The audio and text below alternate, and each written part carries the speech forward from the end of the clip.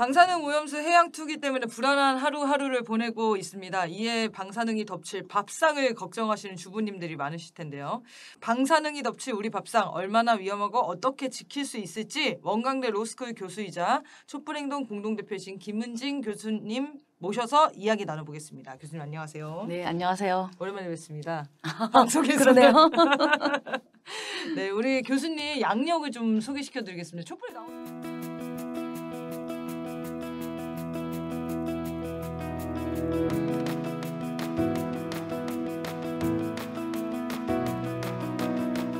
자, 방사능 오염수 해양 투기가 기정사실화되고 있는 상황인데요. 국민들의 불안이 커지고 있습니다. 한미 삼국 정부와 국제기구에서 과학적으로 안전하다고 우리가 과학이니까 믿어라 이렇게 얘기를 하고 있는데 일단은 안전하다고 생각하시는지 궁금하네요.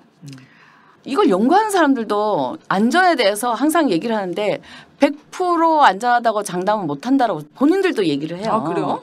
근데 이게 뭐가 있냐면 제도적으로도 그렇고 실제로도 그렇고 만약에 100% 안전을 요구를 하면 누가 과학기술을 하겠냐 연구를 하겠냐. 그러니까 해서 법에서도 있는데 우리가 개발 위험의 항변이라고 해서 연구 개발을 할 당시에 알 수 없었던 위험에 대해서는 책임을 지지 않는다라는 원칙이 있어요.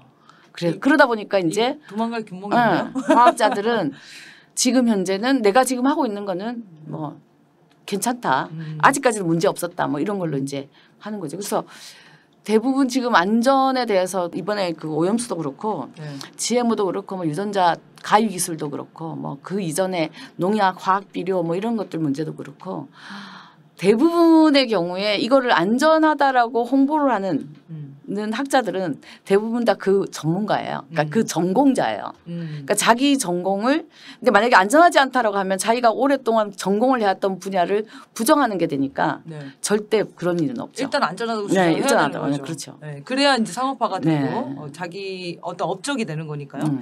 근데 일단 100% 안전하다고 주장하는 과학자는 없다. 근데 안전한 가능성이 높다. 뭐 이런 식으로 이제 호도를 하는 거죠. 지금까지는 안전한 거다. 그렇지만 불안전할 수도 있다. 이런 거죠. 그러니까 미국에서 이제 유명한 원칙이거든요. 그러니까 미국이 항상 주장하고 전 세계에다가 이런 원칙으로 해야 된다고 약간 강제를 하는 게 뭐냐면 지금까지 안전하지 않다는 증거가 없으면 안전한 걸로 간주하자라는 원칙이 있습니다. 그래서 그 원칙대로. 네, 우리 과학자들이 왜 계속 안전하다고 주장하는지 정말 궁금했는데 그런 원칙이 있어서 마음 편히 주장하는 것 같습니다. 자, 그럼 방사능이 일상에도 이미 많이 있다는 논리, 뭐 공존하며 사는 것이다. 이거 정부가 계속 주장을 하거든요. 그래서 뭐 어제 보니까 자료집을 발간을 했는데 자료집 보니까 바나나에도 뭐 방사능이 있고 커피에도 있고 막 이런 거는 어떻게 이해해야 됩니까? 근데 실제로 모든 지구상에 있는 생물체들에게는 그런 게 절대 없다라고는 생각하지 않습니다. 그러니까 그러한 주장이 틀렸다고 생각은 안 하는데 문제는 뭐냐면 그렇게 일상적으로 있다라는 것이 지금처럼 인위적으로 어쩌면 수십 배, 수백 배, 수천 배, 수만 배, 수백만 배가 될지도 모르는 이러한 오염수 방출을 정당화하는 논리로 쓰면 안 된다는 거죠. 그러니까 한꺼번에 이게 왕창 노출이 됐을 때에 생겨나는 위험은 아무도 장담을 할 수 없는데 그걸 장담을 하니까 문제인 거죠. 그러니까 자연 속에 자연 발생적으로 존재하는 거는 우리 존재하는 게 안전했기 때문에 우리가 이렇게 살아있는 거겠죠? 별 문제 없이. 그러니까 그 자체가 그것도 무조건 안전하다 이런 건 아닌데 뭐냐면 그렇게 해서 노출되는 양은 아주 적기 때문에 평생 그렇게 노출이 됐을 때도 크게 문제가 안 될 수도 있다. 근데 면역력이 떨어지거나 하면은 문제가 되는 거죠. 네. 상황이 좀 조건이 환경이 바뀌면 그리고 지금같이 인위적으로 방사능이 많이 영향을 받으면은 그게 인간한테 어떤 피해를 끼칠지 모른다 이런 거잖아요. 절대량이 늘어나는 거는 반드시 문제가 발생하게 돼 있죠. 그럼 진짜 바나나에도 뭐 방사능 있다, 커피에도 있다. 이 지금 오염수에는 이 정도 방사능 양이 없다는 거예요. 막 이렇게 주장을 하는 거거든요. 그렇죠. 그러니까 그게 그 보통 화학 폐기물도 똑같거든요. 그러니까 화학 공장들이 화학 폐기물을 정화를 해서 내보내야 되는데 정화 비용이 많이 들면 예전에는 지금은 그걸 법으로 규제를 하는데도 피해간단 말이에요. 예전에는 어떻게 했냐면 그 기준치를 그 이하로 해야 된다고 하면 조사 나온다 그러면 물을 섞어요. 희석을 해요. 그럼 그때만. 농도가 옅어지니까 안 걸리는 거죠. 근데 그러면 그게 안전하냐라는 거예요. 희석을 하면. 그러니까 희석을 했다라고 해서 그거를 안전의 기준인 것처럼 말하는 건 문제가 있는 거죠. 알겠습니다. 방사능은 안전한가? 특히 식품 속 방사능은 어떤 형태로 또 존재하며 우리 밥상에는 어떻게 도달하는지 이게 우리한테는 실질적인 고민이잖아요. 어떤 식으로 영향을 끼치게 되나요? 사실 자연 생태계는 항상 방사성 물질이 있고 그다음에 거기에서 그것이 방사능이 있고 방사선이라는 형태로 방출이 되는 건데 이거 이제 잘 활용하는 사례로 따지면 우리가 엑스레이 찍는 거죠. 근데 실제로 엑스레이 찍는 양도 우리가 권장 횟수가 2년에 한 번이에요. 권장 횟수가 있어요? 네, 권장 횟수가 있어요. 몰랐구나. 그래서 2년에 한 번보다 더 자주 찍는 거는 그래서 우리 건강검진할 때 경련을 하잖아요. 그래요? 네. 네, 왜냐하면 이게 2년에 한 번이 권장 횟수예요. 특히나 임산부는 안 찍어요. 네네, 그렇죠. 안 찍고 임산부가 정말로 찍어야만 할 때는 태아 있는 쪽을 엑스레이가 투과하지 못하도록 하고 찍어요. 혹시 어떤 영향이 애한테 미칠지 모르니까. 이제 그렇기 때문에 사실은 안전하다라고 장담할 수가 없는 거지. 본인들도 그것이 가지고 있는 양에 대해서는 없는데 저는 이게 밥상에 어떤 형태로 존재하느냐 이런 것보다 드리고 싶은 말씀이 뭐냐면 방사선 조사식품이라는 게 있어요. 그러니까 이게 뭐냐면 방사선을 쐬서 식품의 안전을 꾀하겠다 이런 거거든요. 그게 무슨 말이에요? 근데 이게 뭐냐면 우리가 보통 방사선을 쐰다 이러면 항암 치료 생각하잖아요. 네. 그러니까 항암 치료라는 게 뭐냐면 암세포를 죽이는 거잖아요. 그것처럼 암세포를 죽이듯이 세포를 죽이는 역할을 하는 거예요. 방사선이. 근데 그중에 이제 어떤 게 있냐면 균을 죽이는 멸균, 뭐 살균, 네. 뭐 살충 뭐 이런 것들을 하는 거죠. 그 식품에서 그런 게 있으면 문제가 되니까 그러한 것들을 문제가 되지 않게 하기 위해서 방사선을 쐬는 식품들이 있어요. 전 세계적으로 이걸 허용하는 나라들이 많고 허용 기준이 다 다른데 우리나라는 29개 품목에 방사선을 쐬도 된다라고 돼 있거든요. 근데 그 방사선을 쐬도 된다라는 이것 때문에 학교 급식에서 한번 무슨 문제가 있었냐면 식중독 문제가 터졌단 말이에요. 식중독 문제가 계속 터지니까 식약처에서 뭐라고 했냐면 방사선을 쐬서 멸균을 시켜가지고 식자재를 내보내면 식중독이 안 걸릴 건데 학부모들이 반대를 해서 방사선을 못 쐬가지고 식중독에 걸렸다라고 주장을 한 적이 있어요. 그때 당시에 식약처가 뭐라고 했냐면 그럼 방사선은 위험하다라고 이제 학부모들이 반대하니까 방사선은 방사능하고 달라서 통과가 되는 거니까 괜찮다 이렇게 얘기했다고요. 그러니까 무슨 말이냐면 그러면 이 말을 역으로 해석하자면 통과가 되는 방사선은 괜찮고 방사능은 안 된다라는 얘기잖아요.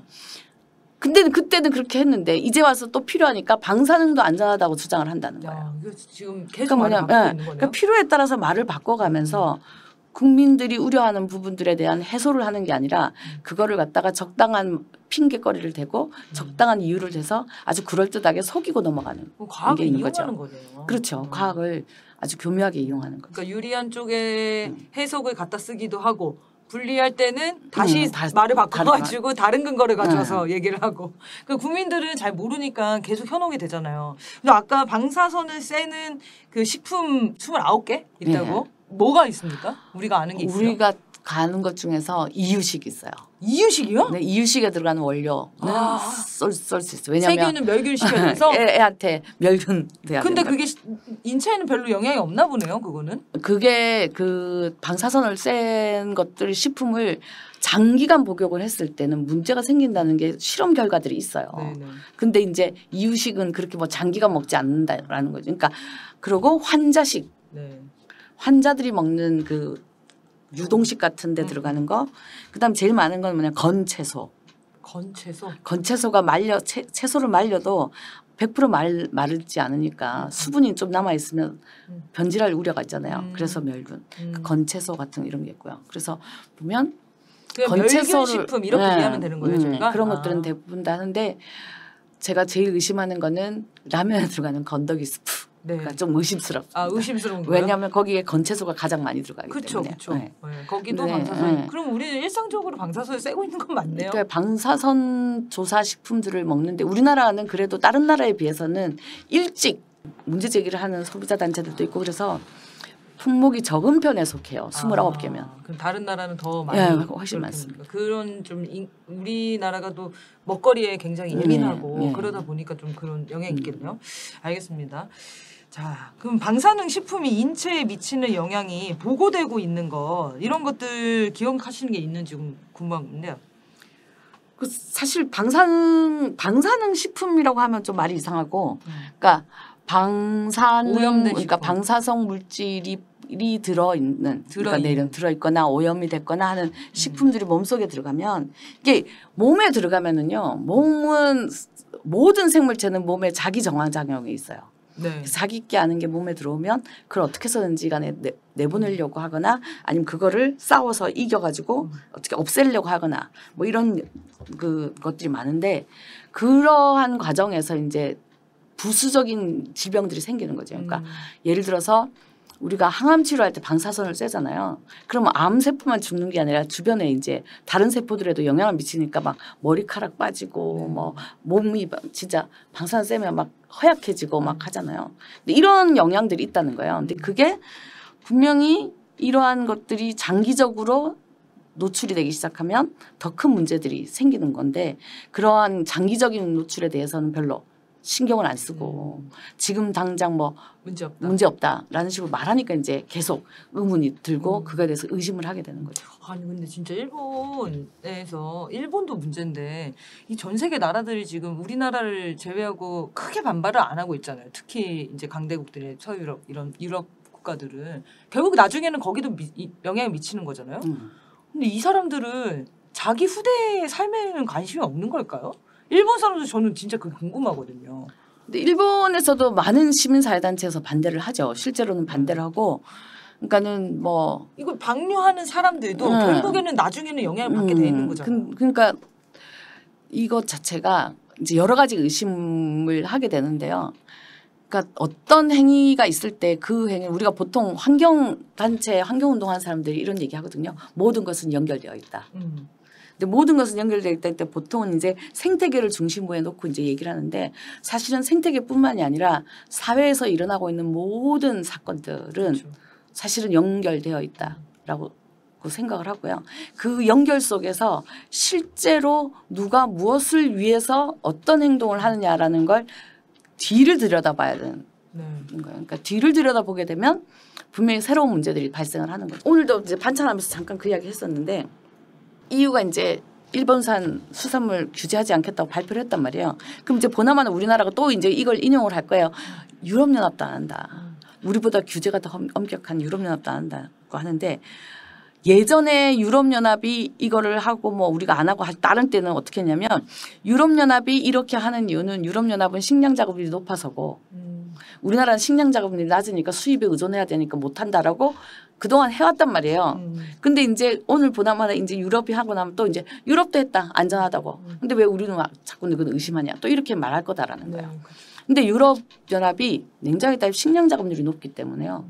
높기도 하고 농산물 시장이 개방이 돼서 뭐 그 무역과 관련된 분쟁이 굉장히 많이 있지만, 우리가 놓쳐서는 안 되는 게 뭐냐면 WTO뿐만 아니라 가트 이후에 모든 무역 협정은 정부 간 협정이에요. 근데 정부 간 협정이라는 거는 정부가 협상을 해서 타결이 되고 나면 타결에 따라서 법 제도를 만들면 정부의 일은 끝나요. 그 법 제도에 따라서 실제로 수입 수출을 하는 건 기업들이 한단 말이에요. 근데 기업들은 소비자가 안 사면 수입 안 해요. 그러면 이제 수입을 자유롭게 해주기 위해서 법 제도를 만들었는데 수입을 안 하잖아요. 그러면 수출을 기대했던 나라는 당연히 WTO에 제소를 하겠죠. 그러면 제소를 당한 그 국가들은 뭐라고 하냐면, 우리는 약속대로 법 제도를 다 만들었고 기업이 돈이 안 돼서 수입을 안 하는데 어떻게 우리가 기업한테 강제로 수입하라고 할 수가 있겠냐라고 버틴다는 거예요. WTO 제소가 됐을 때. 그래서 사실은 WTO 제소가 돼서 이겼다 졌다라는 것이 법적 강제 수단이 안 된다라고 우리가 항상 얘기를 하거든요. 어차피 그 이후에 뭘 할 수가 없는 거군요. 그러니까 근데 지금 EU가 이렇게 했단 말이에요. 그러면 내일부터 당장 EU가 일본산 농수산물을 엄청나게 수입한다? 아니다라는 거예요. 일본의 수산물에 의존하지 않고서도 살 수 있는 방법들이 유럽에는 있다는 거죠. 우리는 그런 방법이 없는 거고요. 그러니까 같은 얘기를 해도 다른 의미겠네요. 그러니까 우리나라는 그런 자급이 안 돼 있는 상황에서 입 중심으로 살아가는 나라인데 자꾸 EU나 이런 강대국들 다른 나라들이 다 똑같이 얘기하니까 우리도 똑같이 얘기하면 똑같은 조건이겠지라고 이제 착각을 하게끔 하는 거네요. 네, 알겠습니다. 지금 이 얘기를 막 건너뛰었는데요. 이것도 한번 여쭤볼게요. 그 일본산 식품 얘기를 좀 했는데 일본산이 만약에 들어오면은 지금 이제 말씀하시는 정부에서는 전면 수입 중단하겠다 뭐 이런 걸 주장하고 있어요. 우리 위험하면 안 가져올 거야 막 이렇게 얘기를 하고 있는데 일본산은 우리가 먹지 않으면 해결이 되는 건가요? 그러니까 그게 그러니까 이런 것들이 제가 법을 전공을 했기 때문에 그런 수도 있는데 그랬을 수도 있는데 야 이게 국민들에게 제도가 어떻게 되어 있는지를 정확하게 알려주지 않으면 국민들은 정말 쉽게 속겠구나라는 생각을 하는 게 이런 거예요. 그러니까 수산물 같은 경우 일본산만 안 먹으면 될 거다 이렇게 생각을 하는데 절대 그렇지가 않은 게 수산물은 그 수산물을 잡은 배의 국적을 따라가요. 수산물을 잡은 배의 국적. 그러니까 그 같은 바다에서 잡아도 우리나라 배가 잡으면 국산, 네네네. 일본 배가 잡으면 일본산, 미국 배가 잡으면 미국산이에요. 그래요? 네. 그러니까 이게 그러니까 뭐 무슨 우럭이 뭐 헤엄쳐서 오지 않는다 뭐 이런 말들이 의미가 없다는 거예요. 이게 아주 교묘한 거짓말인 거죠. 그렇군요. 그러니까 일본산을 안 먹는다고 한다고 우리가 괜찮나? 그렇지 않다는 거예요. 일단 바다에 가는 순간에는 그 바다에서 어느 나라 배가 인자구나. 어느 나라 배가 잡았든 그 나라 국적이 찍혀 있으면 괜찮겠나요? 그렇지 않다. 그러면 진짜 이 후쿠시마 우럭이 어디까지 헤엄쳐갈지 모르겠지만 그걸 잡은 나라의 그 국적으로 국적을 하고 할 수. 우리한테 들어오면 일본산인지 뭔지 모른다는 그렇죠. 거네요. 이렇게 얘기해 주는 사람이 아무도 없었어요. 그동안은 뭐 우럭이 우리나라 바다까지 안 온다, 뭐 온다, 뭐 다른 게 더 문제다 이렇게 얘기했는데 이런 문제도 있군요. 전혀 몰랐던 얘기입니다. 네. 그러면 이제 지금 소금 사재기 하시는 분들 많고 뭐 30년 동안 이제 방류를 한다는 건데 30년간 나눠서 방류를 한들 소용이 없다. 뭐 이런 이야기도 지금 있어요. 그렇죠.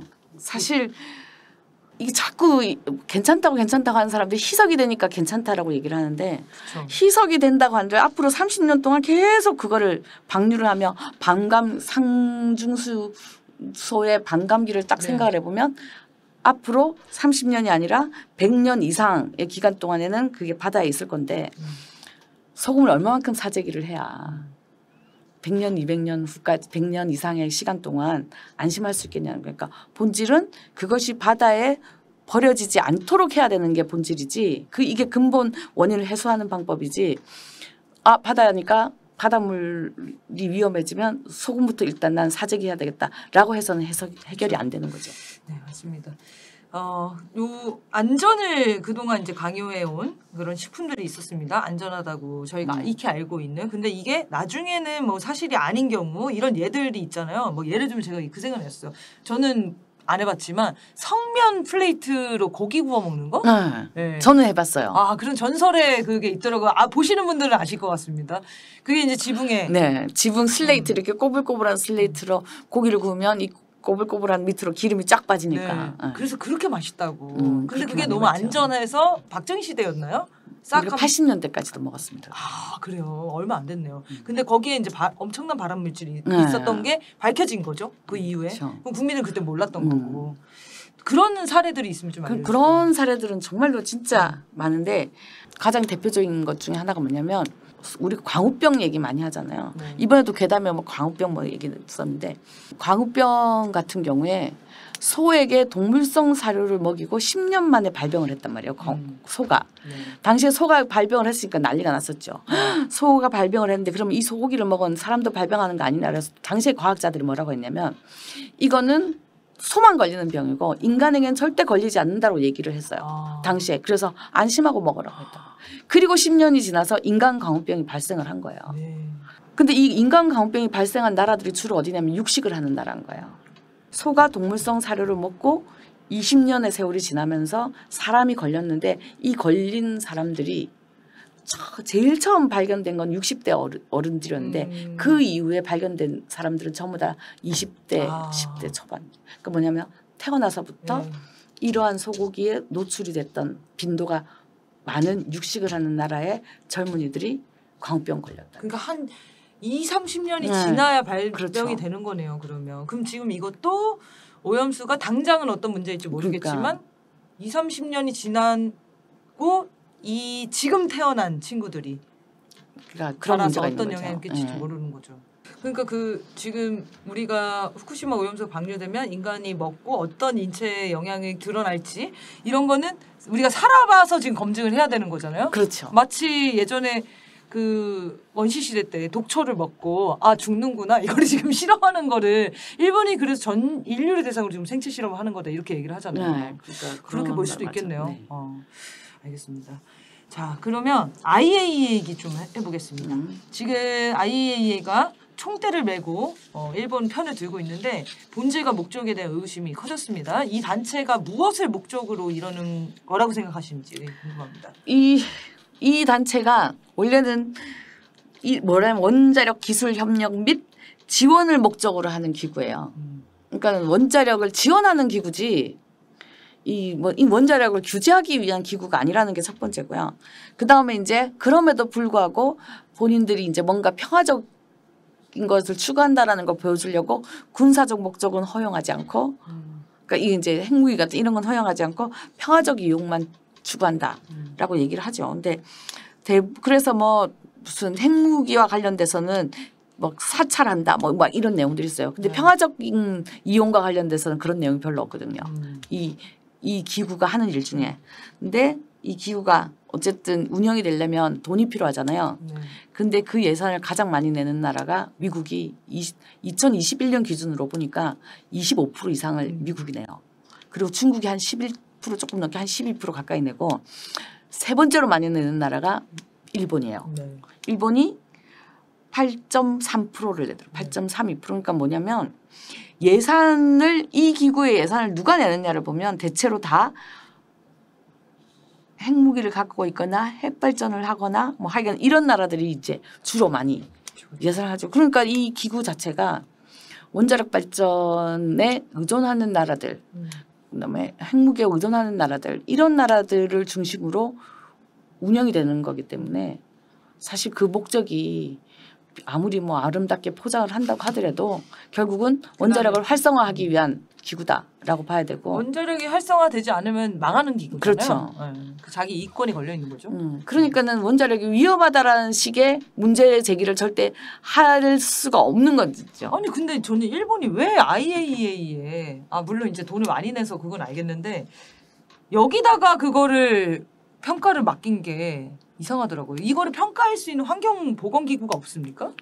전 세계에? 사실은 다른 방식으로 해서 굉장히 다양하게 해야 되는 거죠. 그러니까 뭐냐면 여러 기구에서 다 따로 그러니까 해야 될 것들이 굉장히 많은 거예요. 그러니까 농축수산물과 관련돼서 이제 식량농업기구도 해야 되고 환경보건과 관련된 보건기구 세계보건기구에서도 해야 되고 뭐 정말로 환경 뭐 산림과 관련된 기구에서도 해야 되고 이제 정말로 해야 되는 기구가 많은데 그것보다는 원자력 하면 여기다 한 군데다가 하는 게 제일 수월한 거죠. 목적이 있는 거네요. 그러니까 지금도 계속 이슈가 나오고 있지만 뭐 일본이 100만 유로를 내서 거의 뭐 보고서를 조작했다는 얘기가 지금 제보들이 공개되고 있잖아요. 그럼 그거 봤을 때 그냥 목적이 있어서 이 IAEA에 맡긴 것 같은데 저는 또 그것도 궁금했어요. 이런 류의 국제기구들이 상당히 많잖아요. 농업 분야에는 그런 건 없습니까? 식량농업기구 있죠. 거기도 90년대 말 2000년대 초에 생명공학 기술을 이용해야 식량 문제는 해결된다라고 하면서 유전자 조작 식품을 옹호하는 책도 내고 그리고 끊임없이 그 기아 문제와 관련된 보고서를 내거든요. 근데 기아와 관련된 본질적인 원인에 대한 근본 원인을 하지 않고 기아를 위해서 이제 항상 주장하는 게 그거예요. 그러니까 우리가 보통 식량 주권 얘기를 한단 말이에요. 그러니까 식량 주권은 주권, 말 그대로 주권. 각 나라가 무엇을 어떻게 먹을 것인지를 스스로 결정해야 된다라는 건데 FAO에서 말하는 건 식량권이라고 하고요. 식량권에서 부수돼서 나오는 게 식량 안보라는 단어인데 이거는 뭐냐면 전 세계에서 생산되는 총량이 맞으면 나머지는 무역으로 해결해라. 근데 그럼 무역으로 해결하려면 어떻게 해야 돼요? 돈이 있어야 되잖아요. 그러니까 가난한 나라는 애초에 힘드는 거죠. 그러니까. 가난한 나라는 스스로 작업을 못하면 사야 되는데 아시다시피 끊임없이 내란이 있는 나라들 그다음에 지금 기상이변 뭐 이런 것 때문에 생겨나는 문제들 이런 것들 생각하면 사실은 이 무역을 통해 가지고 식량 문제를 해결한다라는 건 불가능한 거예요. 근데 그거를 주장하는 것이 FAO인 거죠. 그러면 대부분의 세계 기구라는 것들은 결국 강대국의 그렇죠. 힘의 논리로 운영되는 거겠네요. 그래서 이제 근데 국힘당이나 뭐 일본에서는 IAEA가 과학적인 기구기 때문에 전문가 기구기 때문에 이거를 안 믿으면 뭘 믿겠냐는 거냐 막 이렇게 적반하장하잖아요. 근데 사실 아까 처음에도 말씀드렸지만 전문가들은 내가 이게 전공자니까 내가 제일 잘 알아. 라고 얘기를 하고 그래서 내가 말한 게 다 맞아. 그러니까는 일반 국민들 누구는 전문가가 아니니까 내가 말한 걸 믿어라는 식으로 얘기를 해요. 근데 맞아요. 우리가 항상 하는데 이거와 관련돼서 지금 오랜 동안 시민사회 단체에서 주장을 한 게 뭐냐면 그런 전문 지식이 우리에게 필요한 게 아니다. 그러니까 뭐냐면 가장 평범한 사람이 생활 속에서 느껴지는 문제에 대한 해결책을 내야 된다라는 거죠. 그러니까 예를 들어서 과학적으로 정말로 뛰어난 종자를 개발했어요. 근데 그 종자가 막 그냥 엄청나게 좋아. 근데 그 종자는 이론적으로는 굉장히 좋을 수 있어요. 왜냐하면 통제된 이 시설 안에서 실험을 해보니까 너무 좋은 종자였어. 근데 이거를 막상 이 종자를 심은 농민들은 통제된 시설에 심지 않잖아요. 그냥 노지에다 심지. 그럼 노지에다 심으면 여러 가지 조건들이 작용을 하잖아요. 그러면 달라지는 게 나온단 말이에요. 그러면 이 종자에 대해서 누가 제일 잘 아냐는 거예요.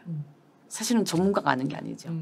농민들이 제일 잘 아는 거죠. 심어보고 한 사람이 훨씬 알겠구나. 그러니까는 이 생활 속에서 의심이 생겨나는 것들은 많은 사람들이 오랜 세월 이 땅에서 살면서 경험이 축적이 돼서 나오는 그러한 것들 속에서 의 의심이고 그 의심을 전문가들은 자신들의 전문직을 통해서 의심을 풀어줘야 되는데 그게 아니라 의심할 거 없고 내 말은 무조건 따라라 라고 하면은 안 되는 거죠. 그렇죠. 그러면 진짜 어업인들이 가장 그렇죠. 현명하시고 잘 아시겠어요. 이런 문제는. 그 정부기관에서 이번에 낸 그 괴담매도 보니까 뭐가 나왔냐면 일본산 수산물 중에서 한 번도 방사능 검출된 적이 없다. 뭐 2011년 이후로 지금까지 뭐 있어요.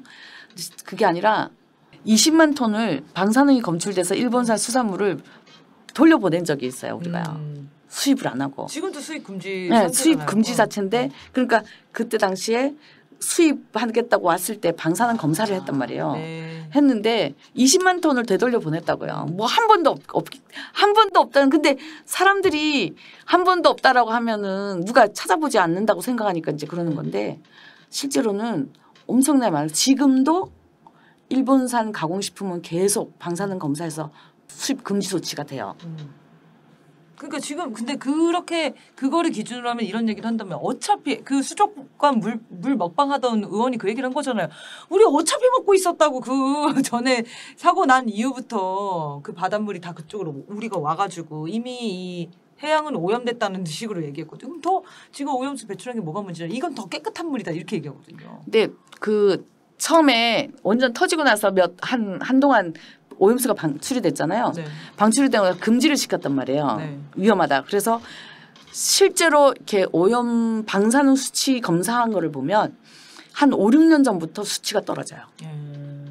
그 수치나 뭐 오염 수치도 떨어지고 그 검출 수치도 떨어지고 이제 쭉 떨어졌어요. 그래서 지금 상당히 낮은 단계까지 왔거든요. 그러니까 뭐냐면 세월이 이제 흐르면서 한 번 배출한 게 반감기를 거치고 이제 뭐 하면서 이제 그만큼 줄었다는 얘기잖아요. 근데 지금 이 문제는 뭐냐면 30년 동안 계속 방출을 할 거다라는 거야. 그러면은 계속 쌓이기만 하지. 이게 30년 이후부터 이제 더 이상 방출을 안 하는 그 순간부터 줄면 줄는 거지. 지금부터 줄는 게 아니거든요. 그러니까 희석이라는 게 한 번 일회성이면 희석 뭐 했으니까 됐다라고 말할 수가 있겠지만 이게 일회성이 아니고 계속 방출할 거기 때문에 불가능한 얘기인 거죠. 그러니까 지금까지 방출된 오염수로도 지금 얼마만큼 오염됐는지 아직 가늠도 안 되는데 이후에 지금 30년 동안 꾸준히 방출하겠다고 하는 이게 문제네요. 그렇죠. 양이 문제다 뭐 이런 얘기를 하는데 그거보다는 반복적이고 지속적으로 우리가 그거에 영향을 받게 되어 있는 이 조건이 문제인 것 같네요. 알겠습니다. 자, 우리나라에 이제 가장 직접적 타격이 되겠지만 바다는 이제 경계가 없죠.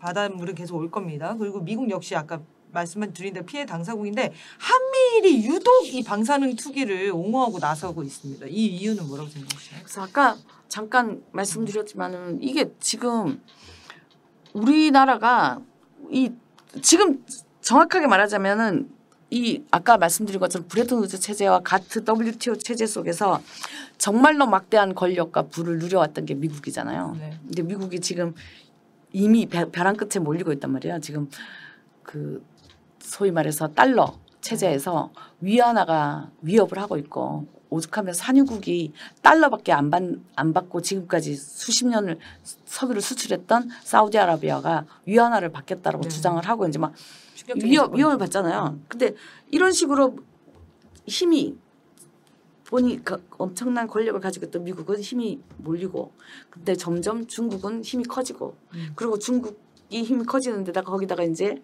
우리나라가 지구상에서 유일한 분단 국가잖아요. 네. 근데 분단 국가인데 항상 우리가 우위라고 생각을 하는 약간 그런 게 있었는데 그렇지 않은 거예요. 북한이 생각보다 센 거예요. 이제 온갖 걸 다 하는 거지. 그러니까 이 위기 의식이 이 전선을 놓치면 완전히 와르르 무너지겠다. 와르르 무너진다라는 이 사회주의권에 완전히 포위가 되는 뭐 이런 위험들 이런 게 있어서 우리나라가 가지고 있는 지정학적 위치가 네.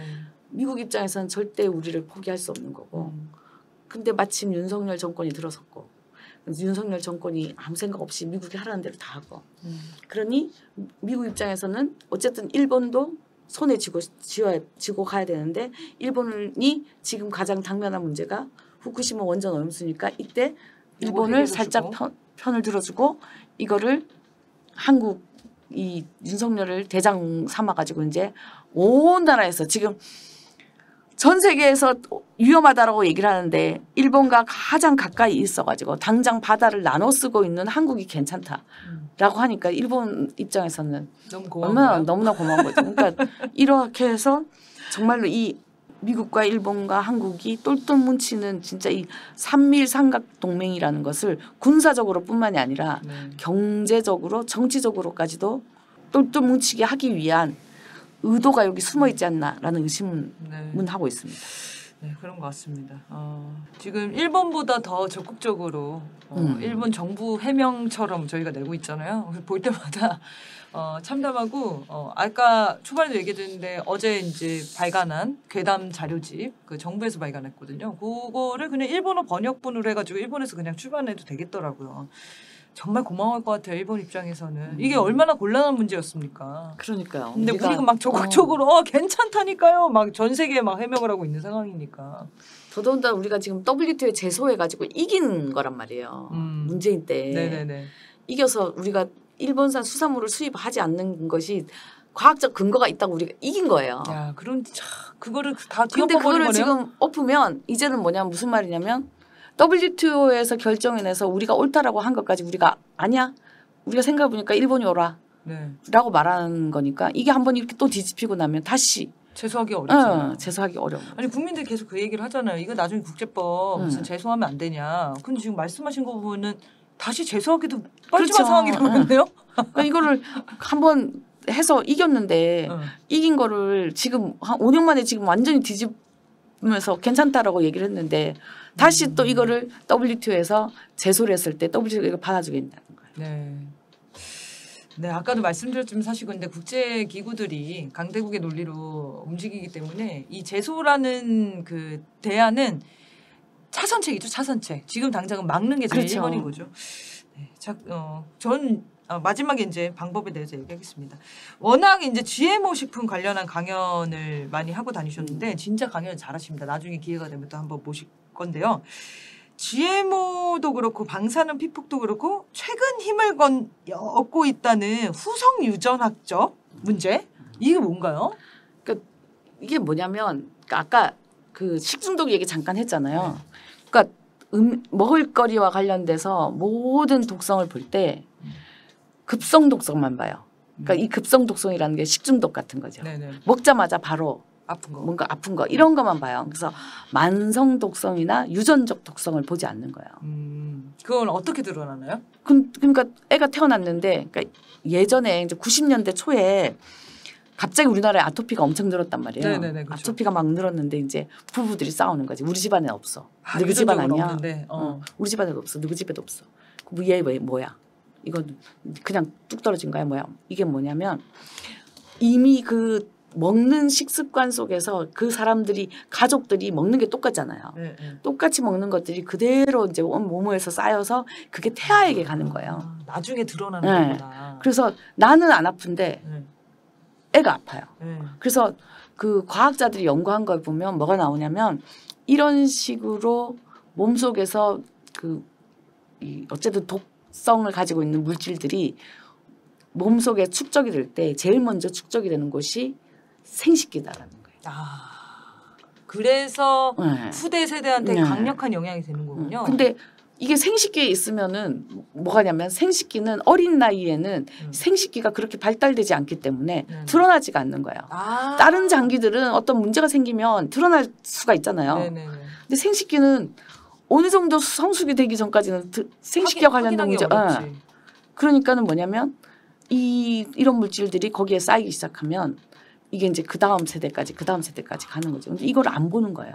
아 근데 그게 진짜 외부에 그런 변형된 물질이 들어오면 그게 생식기로 간다는 의미가 그런 거네요. 번식이 어려운 걸로 변화하는 거네요. 그러니까 번식의 영향을 가장 주는? 안정적으로 가서 있을 수 있는 곳인 거죠. 거기가 자기가 느꼈을 때 네. 이쪽이 제일 안전하다 이렇게 생각하면서 자연스럽게 그쪽 가는 거예요. 생물학적으로. 참 신기하네요. 이게 뭐 근데 사람마다 다 특성이 다 다르잖아요. 근데 다르고 하다 보니 모든 사람들이 예를 들어서 모든 사람이 담배를 핀다고 모든 사람이 폐암에 걸리진 않잖아요. 네, 그렇죠. 그러니까 그래서 우리가 통계적 의미, 뭐 통계적으로 유의미하다, 안 하다, 뭐 이런 얘기를 과학자들이 해요. 근데 이 통계적으로 유의미하다 이 말이 얼마나 교묘한 말이냐면 예를 들어서 사람도 키가 다 다르잖아요. 네. 그 평균을 잡아요. 그럼 15살짜리는 그 이게 요새 엄마들이 맨날 하는 거잖아요. 가가지고 우리 애가 발육 수준이 뭐 키가 크나요, 작나요, 정상적으로 있나요, 뭐 그럼 뭐 상위 몇 프로, 뭐 하위 몇 프로 하잖아요. 그러니까 이런 것들이 정말로 위험한 게 통계를 내요.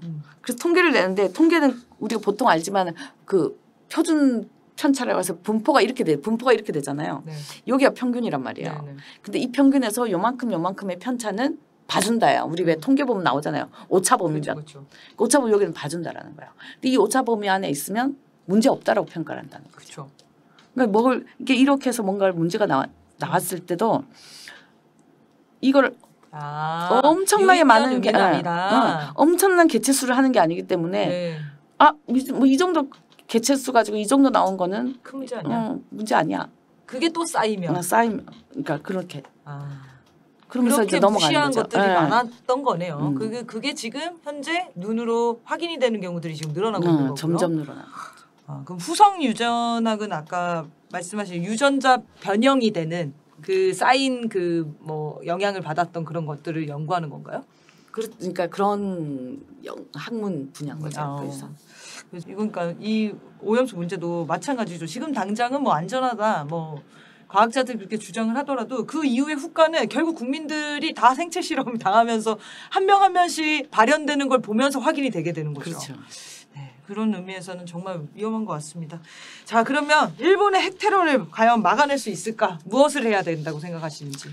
저는 이게 막아낼 수 있을까 뭐 이렇게 생각하는 게 아니라 막아내지 않으면 우리는 진짜 죽는다라는 마음으로 해야 되는 게 아니겠어요. 이건 정말 생존의 문제고 우리가 보통 이런 얘기 하잖아요. 우리 싸울 때는 약한 고리부터 쳐야 된다. 지금 현재 봤을 때 이 싸움에서 이 막아내야 되는데 막아내는 거에서 걸림돌이 되는 여러 가지 중에서 가장 약한 고리는 윤석열 정권이 아닌가 싶고요. 왜냐하면 일본 정부는 우리나라 정부가 아니기도 하고.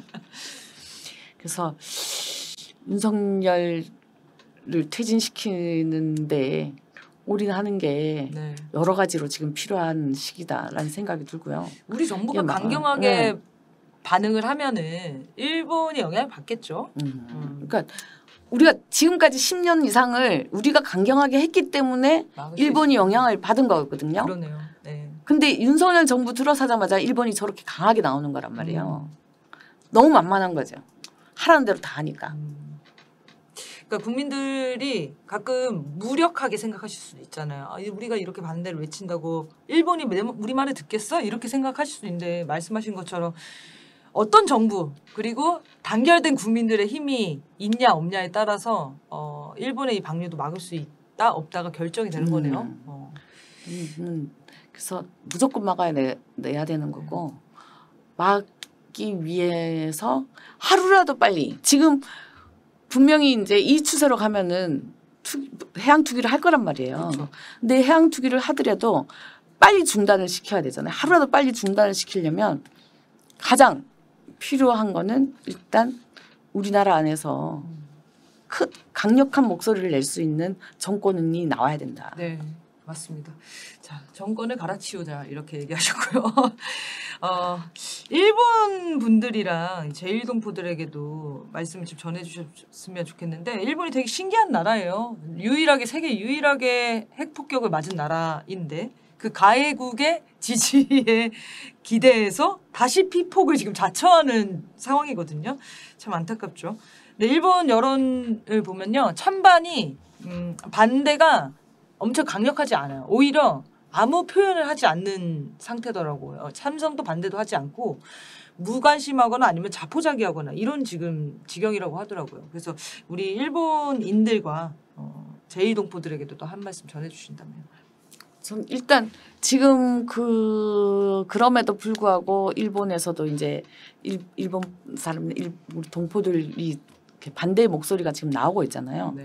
그래서 이 반대의 목소리가 단순하게 이제 국가의 이익, 우리가 보통 어떤 걸 할 때 국익에 대한 얘기를 하잖아요. 이게 국가에게 우리나라의 이득이 되냐 안 되냐는데 이거는 국익이 일본 국익이 이득이 되냐 한국의 국익의 이득이 되냐 이런 관점이 아니라 지구의 생존, 그다음에 진짜 인류의 생존권을 향하는 싸움에 제일 앞장에 있는 나라, 그러니까 앞장에 설 수밖에 없는 나라가 우리나라와 일본이라고 생각을 하고 그러한 각오로 우리가 함께 싸우면 반드시 이 위기도 극복해낼 수 있을 것이다라고 생각합니다. 네, 진정한 한일 협력이 되겠네요. 네. 국민들의 협력이 필요한 시기입니다. 그리고 일본인들에게 응원을 많이 전해줘야겠다 이런 생각이 들었어요. 자국일이잖아요. 자국민이 또 막아주는 힘이 우리나라에 있는 촛불에 든 국민들한테도 진짜 큰 힘이 되거든요. 그래서 일본 국민들 그리고 제1동포분들 네, 열심히 같이 함께 싸워봤으면 좋겠습니다. 네, 그러면 오늘 준비한 내용은 여기까지 하려고 하는데요. 우리 먹거리 전문 김은직 교수님에게 다른 방송에서 듣지 못했던 얘기들을 많이 들은 것 같아요. 이게 밥상과 연결이 되다 보니까 더 실생활적으로 확 다가오네요. 그래서 저는 오늘 이거 깨달았습니다.